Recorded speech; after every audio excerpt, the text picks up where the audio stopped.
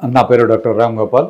నేను హైదరాబాద్లో దిల్సుఖ్ నగర్లో మెట్రో పిల్లర్ నెంబర్ 1552 మీ సేవ రోడ్ మంజుసుధా హాస్పిటల్లో ప్రతిరోజు పనిచేస్తాను. మిత్రులు అడుగుతున్నారు, 40 ఏళ్ల తర్వాత సెక్స్లో వచ్చే ప్రాబ్లమ్స్ ఎలా ఉంటాయి, వాటికి ఏమేమి ట్రీట్మెంట్లు ఉంటాయి అని. యూజువల్గా అమ్మాయిలకైతే 45 అట్లా వచ్చినప్పుడు మంత్లీ సైకిల్స్ ఆగిపోతాయి. అది డ్రామాటిక్గా మనకు తెలుస్తూ ఉంటుంది. సో పెద్ద పొట్ట వస్తూ ఉంటుంది, బ్రెస్ట్ వేలాడబడుతుంటాయి, బాల్డ్ హెడ్ వస్తుంటుంది. సో అది మనకు చూడగానే ఈ అమ్మాయికి మెనోపాజ్ వచ్చిందని చెప్పగలం. మగవాళ్ళకి అలా కాకుండా కొంచెం మతిమరుపు, కొంచెం పొట్ట, పెద్దగా చేంజెస్ ఏమీ ఉండకపోవచ్చు. యూజువల్గా మగవాళ్ళకు 35-40 నుంచే ప్రాబ్లమ్స్ స్టార్ట్ అవుతాయి. ఆడవాళ్ళకు 45 నుంచి 50 అరౌండ్ ఆ టైంలో ఎక్కువ మందికి మెనోపాజ్ వస్తుంటుంది.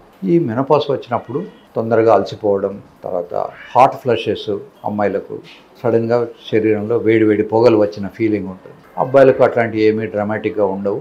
కానీ సెక్స్లో చేస్తున్నప్పుడే సడన్గా మెత్తబడిపోవడం, లేదా చేద్దామని వెళ్ళినప్పుడు పెనట్రేట్ అవ్వకముందే మెత్తబడిపోవడం, లేదా ఎంటర్ అయిపోగానే 1 నిమిషం కూడా ఉండకపోవడం, లేదా రెండోసారి చేయలేకపోవడం, ఇట్లాంటి సెక్స్ రిలేటెడ్ ప్రాబ్లమ్స్ రావచ్చు. వీటికి టెస్టోస్టెరాన్ అనే హార్మోను బేసిక్.